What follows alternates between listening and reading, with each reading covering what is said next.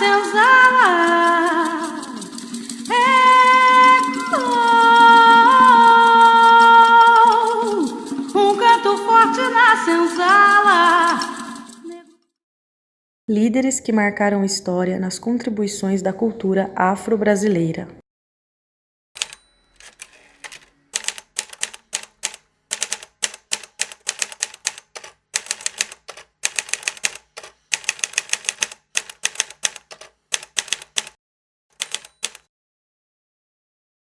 O presente trabalho tem como base o documentário Menino 23, Infâncias Perdidas no Brasil, que tem como temática a vida de garotos negros órfãos, passado na década de 30, que foram escolhidos por famílias de alto poder aquisitivo com a promessa de oportunidades de estudar, se profissionalizar e serem livres, mas essa promessa não foi cumprida, uma vez que o verdadeiro intuito desses senhores poderosos que iriam tomar posse desses meninos era, na verdade, escravizá-los.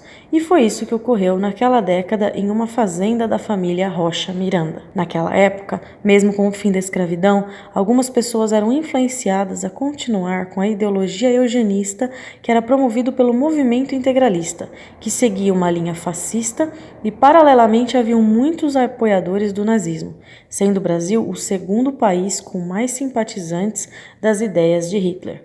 O documentário relata a vida de Aloísio, menino 23, e Algemiro, que são depoentes e expressam as marcas deixadas daquela época. Mas mesmo com as dores do passado, eles prosseguiram suas vidas com superação e constituíram família. O que nos deixou a refletir foi sobre a nossa falta de ciência sobre tal crueldade em solo brasileiro e como o ser humano é capaz de segregar e estigmatizar as pessoas somente pela cor, o que nos traz inquietação nestes atos que aconteceram e que acontecem de outras formas, mas ainda assim evidentes e muito preocupantes. Sabemos que somos iguais biologicamente, anatomicamente e que todos os seres humanos dispõem das mesmas habilidades e competências, de se desenvolverem de forma igualitária, dependendo somente do seu próprio empenho. Mas, muito infelizmente, a fragmentação racial imposta pelo preconceito não gera a equidade de oportunidades para todos, e nem a facilidade igualitária de chegar aos ideais determinados somente pela cor de pele, cultura escravista, deixando resquícios assim na nossa sociedade e a desigualdade sendo muito presente no cotidiano dos negros. Mesmo com esse cenário de desigualdade, muitos negros conquistaram com muitos esforços os seus objetivos e foram grandes líderes e influenciadores de mudanças sociais que ocorreram no decorrer dos tempos, como Martin Luther King Jr., que com muitos movimentos de marchas históricas lutou pelos direitos civis das pessoas negras e conquistou o direito de todos votarem. Nelson Mandela, que lutou contra o apartheid, regime segregacionista, fez parte de vários movimentos estudantis e se tornou o primeiro presidente da África do Sul. Zumbi dos Palmares, lutando pelos direitos dos afrodescendentes, além de lutar pela liberdade dos negros e pelo reconhecimento da cultura africana no Brasil. Projetado sob a ótica da cultura afro no âmbito escolar, o currículo deve ser reformulado. Podem-se desenvolver práticas pedagógicas cujas intenções educativas sobre a temática estejam associadas ao currículo da instituição. Dessa forma, trazendo atividades e conteúdos, experiências, inclusive fatos históricos e sociais que envolvam datas significativas, com o intuito de evidenciar a importância, as lutas, histórias, enfim, toda uma trajetória de vida dentro da cultura afro, bem como os líderes que marcaram época com suas histórias de luta, vitórias, conquistas, derrotas, muito preconceito, muito estigma e sua relevância sociocultural. O assunto pode ser abordado nos livros didáticos, contemplado na relação social, atitudes e valores que os professores ou equipe escolar desenvolvem, currículo oculto. Nesse enfoque, necessário que se promova a cultura dentro do currículo escolar, concebendo-a como prática social e de construção de identidade do estudante. O currículo refere-se, portanto, à criação, recriação, contestação e transgressão. Nessa perspectiva, é necessário abordar os currículos, as diversidades, bem como a pluralidade cultural. Dessa forma, a igualdade social e o ensino das relações étnicas e raciais, que vão trazer a história e a cultura afro-brasileira, assim como determina a Lei 10.639, 2003, com esses saberes aplicados no currículo da escola, trazendo aos estudantes valores, sensibilidade, conhecimentos, a fim de limitar ou extinguir as discriminações e os preconceitos. A importância da implementação de um currículo multiculturalmente orientado é que ele tem como finalidade valorizar em suas próprias práticas pedagógicas a diversidade cultural que promove o respeito entre as diferenças, a individualidade de cada cidadão e a equidade social. Este currículo traz a reivindicação de grupos sociais dominados e estabelece uma luta política para alcançar a igualdade racial. Com essa fonte de inspiração, temos como objetivo buscar sobre histórias de pessoas que marcaram e fizeram a diferença no contexto social da cidade de Indaiatuba, promovendo a valorização do negro e da cultura afro-brasileira, bem como o fornecimento de oportunidades, auxílio, movimentos, palestras que façam os negros terem sua autoconfiança, acreditar em si mesmos, se reconhecerem, se apropriar, valorizar sua cultura, levantando a bandeira contra o racismo e estando à frente da luta pela igualdade racial por meio da educação. O grupo utilizou como metodologia a elaboração de um documentário com uma pessoa influente nas questões das contribuições da cultura afro-brasileira e, com isso, ela irá retratar sua experiência de vida, seus movimentos sociais, a fim de elucidar seus objetivos como acionadora de mudanças para a igualdade racial no contexto educacional. Iremos entrevistar a responsável pela implementação da Lei 10.63903 no município, integrante da Comissão Joseni da Silva Cunha, e a professora coordenadora do curso de Pedagogia da Faculdade Max Planck, Sheila Salles, sobre currículos multiculturalistas, falando também sobre a inclusão das aprendizagens afro-brasileiras nas salas de aula. Para você, quais os líderes que não podem ser esquecidos quando nos referimos à cultura afro? Por quê? Não podemos esquecer de qualquer líder que tenha lutado por uma causa de igualdade. Falando especificamente da questão racial, a gente não pode esquecer de Mandela, Bob Marley, Gandhi. E como estamos falando com jovens da contemporaneidade, penso que a gente tem que relacionar e procurar trabalhar com eles quais são esses líderes que se inspiram nesses líderes do passado para buscar uma sociedade mais justa e igualitária. Em sua vivência, acredita que o município de Indaiatuba está preparado para acolher a diversidade cultural? Que sugestões poderia citar para o âmbito escolar se antever? Uma vez que nós trabalhamos com a comissão que busca adequar, busca estudar, busca localizar como que a gente pode melhorar cada vez mais o direito, o respeito, o conhecimento, principalmente da contribuição de todas as etnias, eu acredito que a gente está buscando essa vivência harmoniosa. Sempre a gente passa, quando você implanta um trabalho desta grandeza e desta ordem, desta natureza, você passa pelas pessoas e, passando pelas pessoas, você precisa ressignificar e desmistificar muitos conhecimentos que às vezes é equivocado, até pelo próprio pertencimento daquela cultura, daquela etnia, dependendo da maneira como foi veiculada e como foi trabalhado. Então, assim, eu tenho observado no nosso município várias ações, que têm contribuído para que todos se sintam pertencentes. Claro que sempre tem algumas questões para a gente rever, mas isso faz parte do processo. Então eu tenho observado, principalmente nas ações que incluem os jovens. Isso é muito importante. Então eu estou muito otimista. Na sua opinião, qual a importância da representatividade negra? Principalmente para a gente estimular os nossos jovens e as nossas crianças a estudar. Porque quando você trabalha com figuras de comando, não pela questão do poder, mas porque culturalmente o que nós aprendemos na escola, principalmente na minha época, tinha assim a fala, a apresentação em relação aos negros, e até aos índios, mas de uma maneira muito descaracterizada, de uma maneira que deprecia o valor do negro, Então ele era colocado como alguém que ajudou no trabalho lá da escravidão. Era só isso que aparecia, mas não trazia como era esse povo antes deles serem sequestrados da sua terra natal, serem colocados à força no navio negreiro e ter que trabalhar aqui destituído de todos os seus aparatos de cultura mesmo. Tudo que ele trouxe foi no seu corpo e na sua mente. E mesmo assim, ele conseguiu influenciar toda a sociedade brasileira. E é isso que a gente precisa redescobrir, porque quando a gente abre o livro, só tem um negro em situação de inferioridade. E é isso que a gente precisa resgatar, porque o racismo, ele está ancorado nessa ideia de que alguém é inferior. E ele sendo inferior, eu posso deixar em condições subhumanas, né? Que foi o que a gente viu em relação ao racismo.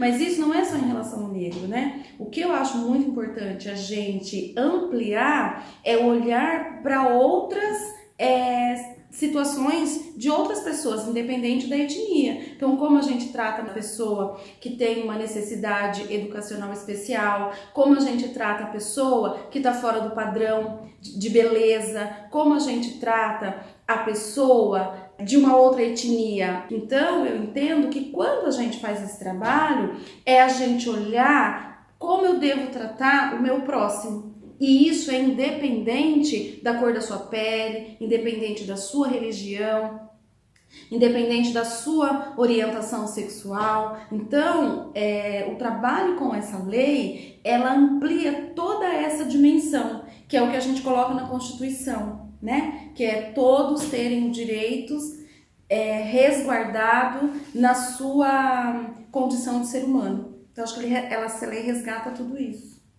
A Lei 10.639/03 estabelece a obrigatoriedade da inclusão no currículo oficial das redes de ensino a temática História e Cultura Afro-Brasileira. Como funciona a implementação desta lei no município de Indaiatuba? Antes havia conteúdos relacionados à história e cultura afro-brasileira? Olha, já existia, como comentei anteriormente com vocês, né? E até se a gente for observar os nossos livros, mesmo com a instituição da comissão, com a instituição dos trabalhos que a gente já vem fazendo, nas formações, né? Com os professores, em palestra, na parceria que a gente faz com a CONI, né? Que cuida da representatividade do povo negro no nosso município, a gente ainda tem algumas situações de aprendizagens que elas são equivocadas, né? Mas o que nós procuramos fazer no município? Já existia a lei há um tempo, né? Porque a primeira sancionada foi de 2003 e nós começamos 10 anos após, né, quando a gente instituiu a comissão. Num primeiro momento nós tivemos que buscar muitos conhecimentos, a gente foi para a Unicamp, a gente foi para Salto, a gente foi para Amparo, a gente foi para outros municípios que já estavam trabalhando com essa questão, principalmente porque a gente não tinha muito referencial teórico, né, os referenciais vieram surgindo logo após. E nós passamos por uma questão muito complicada que ainda fica para algumas pessoas, que é muito mimimi você tratar da questão do negro em relação à inferioridade. Então, assim, a gente desconhece muitas questões políticas, sociais, biológicas que foram transmitidas equivocadamente, né?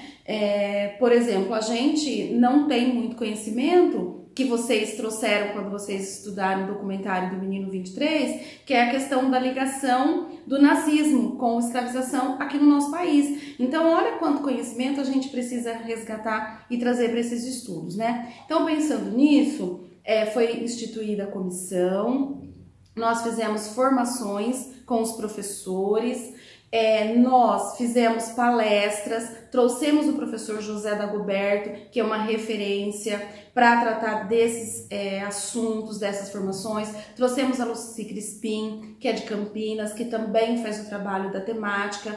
Mas ainda a gente tem muito para construir e para estudar. E nós também temos no portal da educação sugestões para complementar e adequar alguns conteúdos que são trabalhados no material e que reforça a ideia da inferioridade, que está disponível no portal. Nós fazemos nas escolas, no dia 20 de novembro, o dia da conscientização, onde a gente procura resgatar, onde a gente procura redefinir como nós estamos tratando este povo em condições de igualdade, conforme você falou, né, da representatividade do negro nas escolas. Todas as escolas fazem esse trabalho. A gente procura trabalhar quando tem a feira literária, trabalhar com a questão da cultura indígena, trabalhar com a questão da cultura afro e outras culturas, para que o povo tenha esse conhecimento e as crianças também. E também a gente trabalha a redefinição da data 13 de maio, né? Que não é mais o dia da abolição da escravatura, porque se a gente for observar bem, não houve uma libertação, né? Para a gente rever como é a luta contra o racismo. E a gente ainda tem muitos colegas, muitas pessoas na mídia que ainda se refere a essa data como dia da abolição da escravidão. Então é tudo isso que a gente procura buscar. Mas eu acho que o mais essencial é a gente sensibilizar mesmo o quanto a gente precisa estudar e conhecer para que a gente não trabalhe, não fique para as crianças como uma forma de você sentir dó. Então você precisa cuidar muito. Quais têm sido as maiores dificuldades das escolas ao implantarem essa lei? A maior dificuldade é primeiro a gente entender qual é o conhecimento que está por trás de toda essa questão, redefinir a questão do preconceito que a gente já vem com o trabalho, a gente sair do campo do que eu gosto e o que não gosto, porque quando o professor entra na sala de aula, é ele que é a autoridade máxima e ele tem a liberdade de cátedra para ele poder administrar esse trabalho, mas ele precisa pensar que ele está formando cidadãos e que ele precisa trazer esse conhecimento, né? Então vai depender muito de como ele entende e de como ele trabalha esse conteúdo, né? Uma outra questão assim que é muito difícil, que a gente precisa aprofundar muito os estudos e que acaba afastando o professor de se aproximar desse trabalho, é como ele vai lidar quando tem alguma questão de racismo e a questão da religiosidade, porque existe muita informação equivocada, né, a respeito disso. Então, assim, até as terminologias, né, então, às vezes basta ser negro para a pessoa pensar que ele lida com macumba, sendo que macumba, no vocabulário, ele quer dizer festa. Então, a gente não consegue trazer e discutir o que significa essa religiosidade se a gente não entender como que isso se dá na África, como que isso se dá para o ser africano, porque para o ser africano tudo está relacionado com a sua vivência, considerando os elementos da natureza.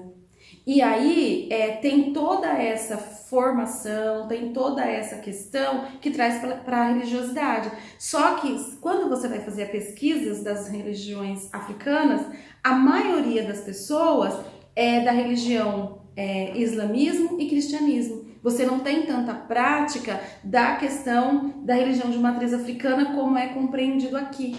Então, essa é uma questão que a gente precisa abordar e estudar. Então, a questão da religiosidade é um dos entraves mais difíceis de você se sobrepor. E você colocar, olha, a gente não está querendo te converter à religião de matriz africana. É simplesmente para todo mundo conhecer e respeitar. Por que a gente fala de respeito? Se todo mundo tem o direito de ter as suas crenças, por que a pessoa que optou por viver a sua espiritualidade numa religião de matriz africana, ela não pode levar a sua guia, ela não pode participar do seu ritual? É a questão da capoeira, quando a gente também trabalha, precisamos entender o histórico da capoeira, que é um esporte genuinamente brasileiro, que foi inspirado nos conhecimentos que os negros trouxeram, mas que para ele poder ter uma aceitação aqui no nosso país, ele precisou passar por um embranquecimento racial. Tanto que hoje em dia, se a gente for fazer pesquisa, a maioria das pessoas que são adeptas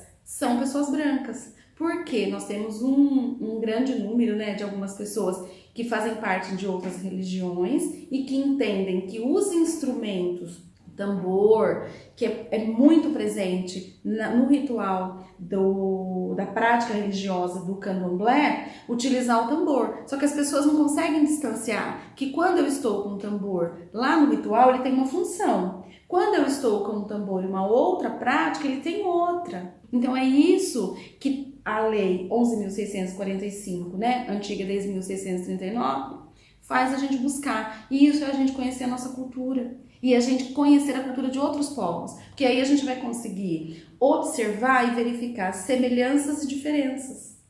E é só um jeito de você cultuar. E de você viver, de estar no mundo. Você acha que os livros didáticos promovem a cultura afro-brasileira? Como podemos potencializar esse ensino? Os livros didáticos, eles ainda não contribuem positivamente para viver, para sentir e para valorizar todo o trabalho da cultura afro-brasileira. Eles ainda precisam ser revistos, porque às vezes é numa fala sutil. Assim, olha, a gente tem uma grande discussão acerca da gente continuar utilizando Monteiro Lobato, porque se a gente lê com o olhar, né, de algumas colocações, da representação, da maneira como ele retrata os personagens negros, eles estão carregados de todo esse estigma de racismo. Então, o professor vai trabalhar com Monteiro Lobato? Vai, mas ele precisa ter esse olhar para ele poder discutir e verificar nessa sociedade atual, aonde a gente está falando do respeito e de você não atrelar a cor da pessoa ou as outras questões que a gente já abordou, a questão da pele para ser subjugado, eu preciso discutir Monteiro Lobato nesse contexto com os meus alunos, né? Então, você veja o quanto que é importante a gente aprofundar esses estudos. Qual figura negra você considera mais importante ou com maior visibilidade na atualidade? Por quê? Por estar muito presente na mídia, por representar e conseguir tocar várias gerações, eu falaria de Lázaro Ramos. Porque ele tem feito muita gente parar para pensar e inclusive reler Monteiro Lobato. Tem muita gente discutindo, tem muita gente se mexendo, tem muita gente se incomodando com o livro dele. Mas assim, em várias rodas de discussões, tem algumas coisas que ele tem incomodado e colocado lá que as pessoas estão parando para pensar, né? E ele traz muito essa questão de você ouvir e de você trabalhar e você dar voz a todas as pessoas e você sair dessa questão de que é uma questão de esforço. Ele traz muito a questão da oportunidade e ele fala muito da educação. Há um projeto da educação em Indaiatuba chamado Africanidade. O que você poderia dizer a respeito desse projeto? Esse projeto, para mim, é a realização de um sonho, né, da gente poder trazer essas questões para discutir com os professores, para discutir com a sociedade em si, porque ele, embora a gente coloque como projeto, mas na verdade a gente precisa entender que ele faz parte do conteúdo, né? Ele perpassa todas as disciplinas. Não é pra gente trabalhar assim, olha, eu vou falar do projeto Africanidade por conta que tá próximo do 3 de maio, por conta que tá próximo do 20 de novembro, né? Tudo que você vai trabalhar com o aluno, dá para você poder estar incluindo, tanto que a legislação traz para você colocar dentro dos conteúdos mesmo, né? Para poder trabalhando com o professor. Lógico que dentro de uma organização didática, você pode, a partir daquele conteúdo que você trabalhou, ter um produto final, que daí entra a questão do projeto. Mas é uma questão que a gente precisa elaborar melhor para a gente poder entender e também o professor, né? Ter essa amplitude de que é no dia a dia, que é à medida que eu vou trabalhando, eu vou organizando tudo, para quando chegar no final do ano, eu ter todo uma dimensão do que eu consegui refletir com os meus alunos.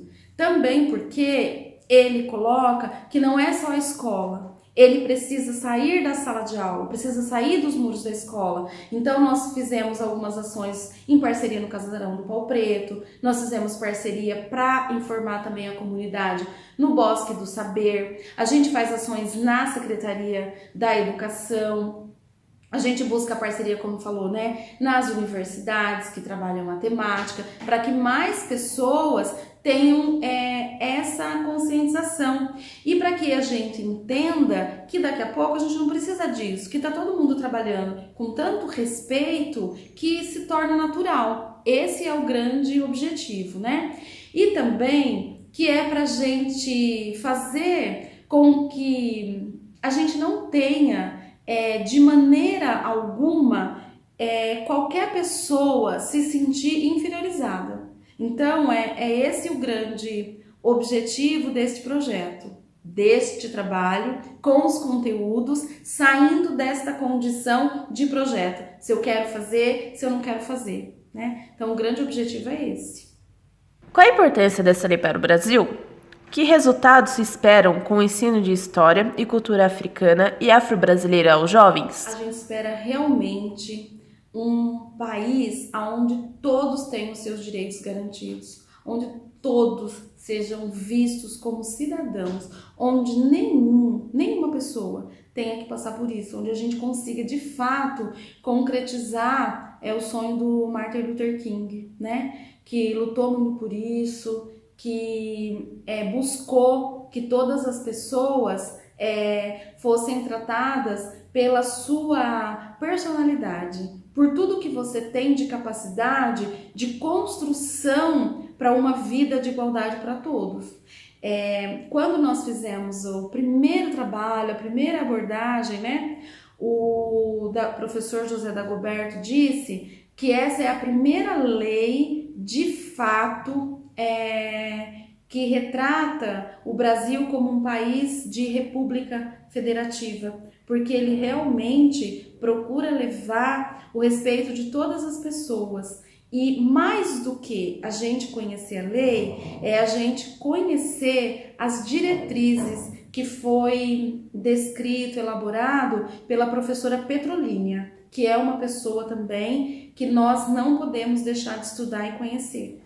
E pensando agora nas crianças que serão sujeitos após a construção desse conhecimento, eu espero sinceramente que eles saiam da condição de se justificar, que eles consigam compreender que apesar de todo esse histórico de inferioridade que foi passado, eles consigam resgatar sua autoestima e saber que apesar de tudo isso, depende dele, depende do que ele vai fazer com isso que foi construído e com a oportunidade que nós temos na atualidade. Porque oportunidade nós estamos tendo. Então, o grande objetivo é que a gente consiga deixar para estas crianças que viveram situações de falta de oportunidade, que ela pode sim chegar aonde ela sonha. Porque o lugar de qualquer ser humano é onde o seu sonho te coloca.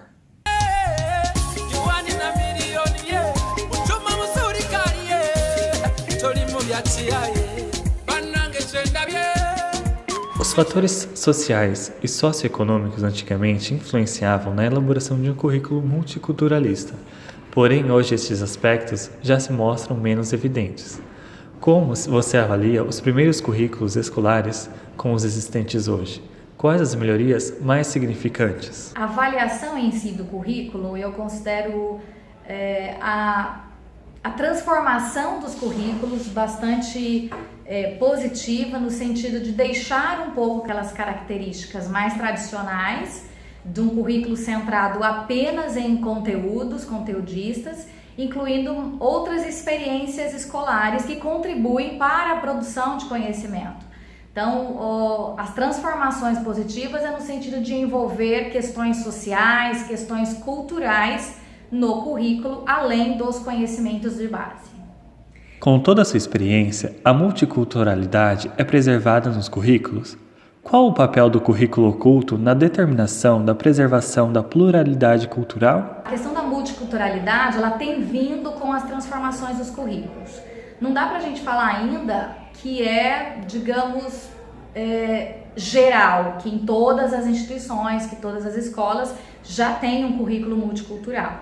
Eu acho que existem avanços no sentido de haver transformações, né? Mas não dá para dizer ainda que todas já incluem a multiculturalidade em seus currículos. Com relação ao currículo oculto, ele é importantíssimo, ele é fundamental no currículo porque não dá para ser negado.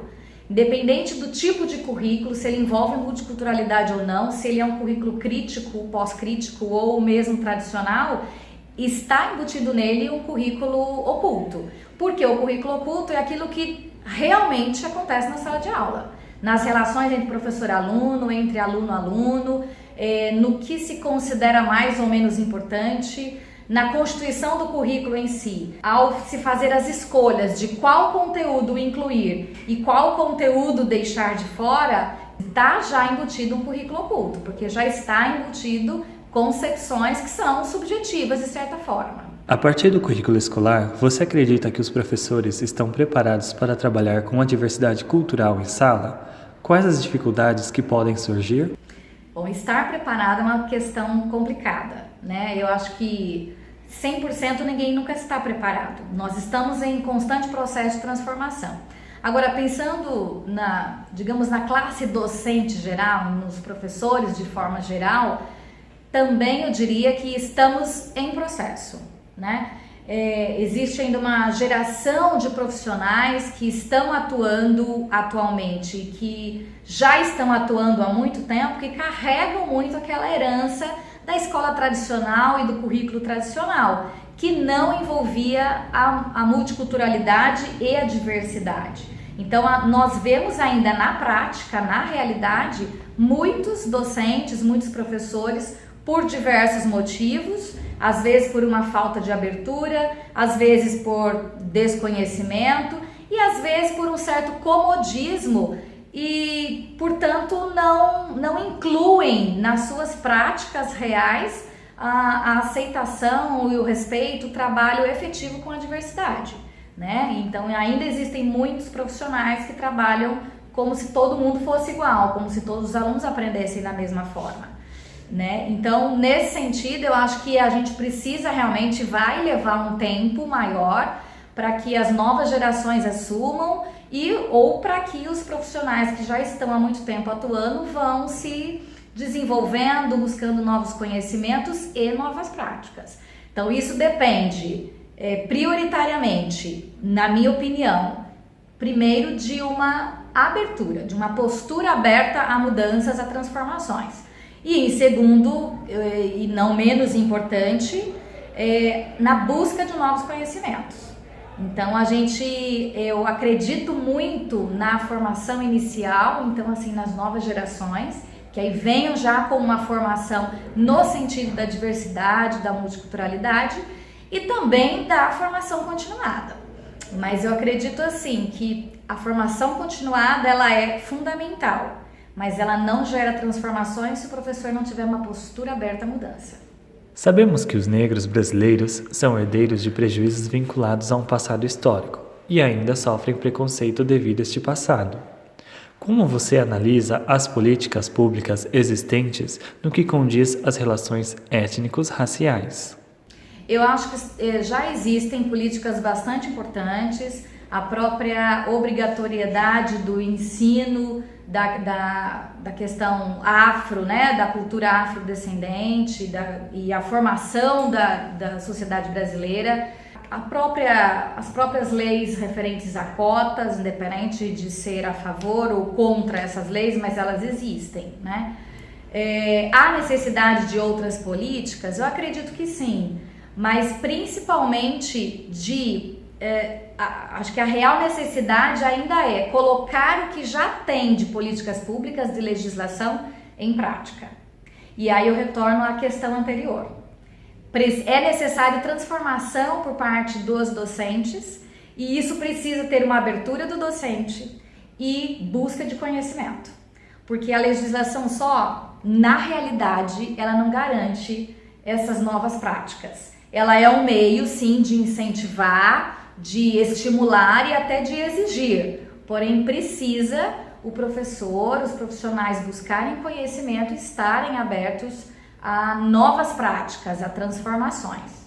Qual a importância da representatividade para os jovens em desenvolvimento escolar e como você acha que poderia trabalhar isso em sala de aula com eles? Bom, esses temas eu acho que são fundamentais serem trabalhados em sala de aula de maneira transversal. Então, não existe uma única disciplina que deve, ou que pode ou deve abordar essas questões, mas elas são questões fundamentais para a formação integral do sujeito, formação integral do cidadão. Então, todas essas questões, os próprios movimentos sociais, questão de intolerância, de discriminação, de racismo ou de outras correntes, como, por exemplo, o terrorismo, eles devem ser incorporados, devem ser discutidos em sala de aula de maneira transversal. Então, de maneira absorvendo os discursos e as discussões multiculturais e envolver questões da atualidade da nossa sociedade. Você acredita que as relações étnico-raciais são tratadas com o devido respaldo pedagógico no currículo escolar? Outra questão bastante complicada, porque estar no currículo é uma coisa e saber o que está fazendo, que se está fazendo na prática é outra, né? Então não dá para a gente generalizar. Eu acho que tem muitas instituições, tem muitos profissionais, professores, coordenadores pedagógicos, escolas que estão sim desenvolvendo um trabalho bastante interessante. Mas nunca dá para a gente generalizar. Então eu acho que existem ótimas iniciativas, já tem trabalhos bastante interessantes, mas a gente ainda, como eu diria, estamos em processo de aprimoramento, de transformação. Acho que não dá para falar que já é uma totalidade. Em Indaiatuba nós sabemos que, por exemplo, pela Secretaria Municipal de Educação existem profissionais específicos para tratar desse assunto. Então, existem coordenações, existem grupos de orientação específico na rede municipal de Indaiatuba. Então, eu diria que é um diferencial bastante importante.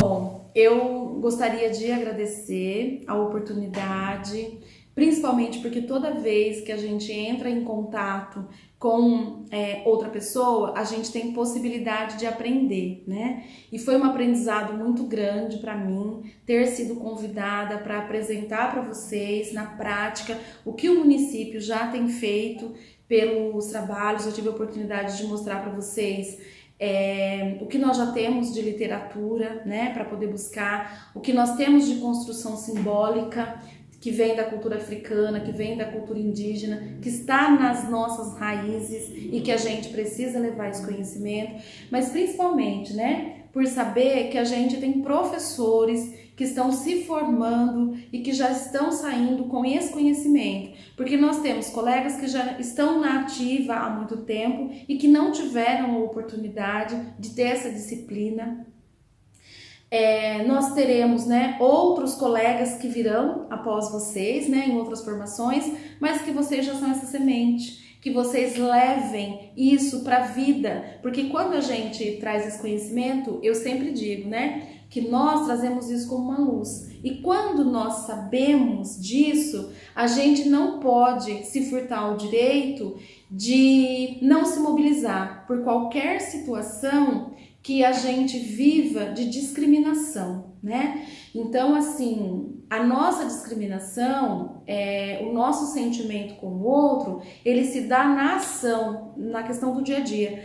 E quando eu tenho construído para mim que existe alguém que por uma história de etnia, ela não tem condições de galgar outros patamares na sociedade, eu não vou investir por eles. Então vocês têm uma grande missão de saber que todas as crianças, independente de qualquer coisa, elas têm possibilidade. E é o professor que tem esse poder nas mãos de fazer ir além. Bom, eu gostaria de parabenizar o grupo pela iniciativa desse trabalho, né, dessa forma, e eu acho, como eu disse lá anteriormente, no meio da entrevista, essas questões, eu acredito muito nesse movimento e nessa aprendizagem já na formação inicial. Eu acho que é aqui que vai despertar a consciência para a importância e para a necessidade E é claro que a gente não vai esgotar o conhecimento nesse momento, vocês vão continuar construindo esse conhecimento a partir da formação inicial e vocês vão continuar em outros cursos de pós-graduação, na própria prática de vocês. Mas eu acredito que esse momento é de extrema importância, porque se a gente não constrói essa consciência, eu acho que o principal é isso, a consciência da necessidade de se buscar conhecimento, de se discutir relações étnico-raciais atreladas ao currículo, ou o currículo na perspectiva das relações étnico-raciais. Então, eu acredito muito nesse trabalho, eu tenho certeza que ele será um diferencial, né? E o meu desejo é que vocês divulguem, que vocês compartilhem esse conhecimento, compartilhem principalmente essa preocupação, essa conscientização para os profissionais de educação, seus colegas de trabalho, seus colegas de classe, que vocês continuem esse trabalho. O currículo escolar, baseado na multiculturalidade, visa a equidade social, o respeito à individualidade e às diferenças da cultura afro, e é fundamental que seja consolidado na educação brasileira. Essa é a Glau e ela vai contracenar contigo. Você vai ter 2 minutos, você vai tentar decorar o máximo de frases que você conseguir e depois você vai falar olhando para ela, tá bom?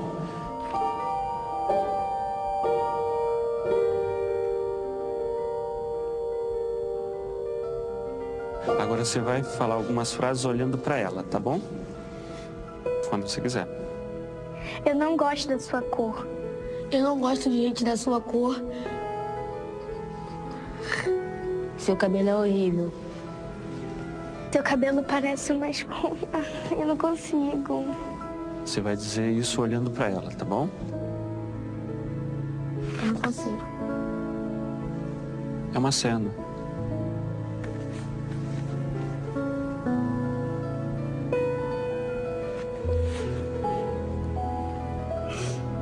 A gente está falando racismo. Quer tentar mais uma vez? Por quê? Porque eu não gosto de falar essas coisas. Quer ler de novo?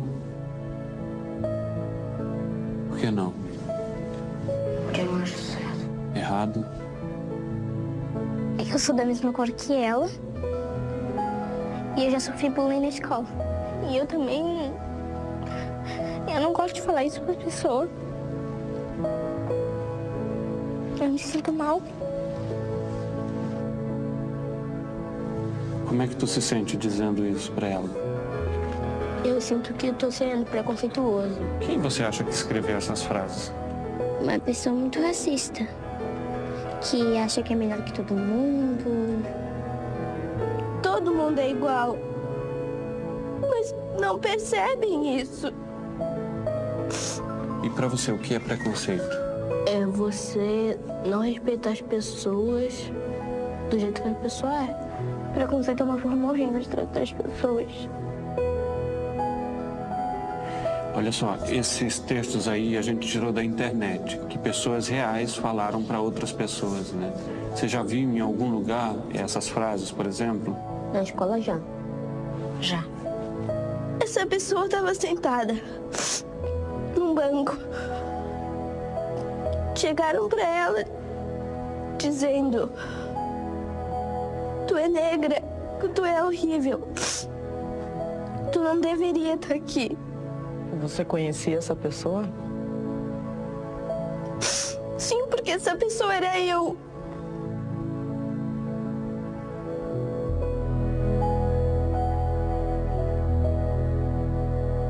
Você acha que seria mais fácil ler esse texto para mim, por exemplo, que sou branco? Não, Não seria mais fácil? não. Porque todos nós somos iguais.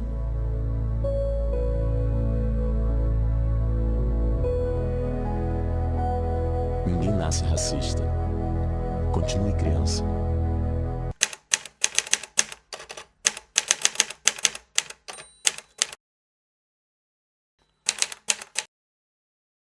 Inicial.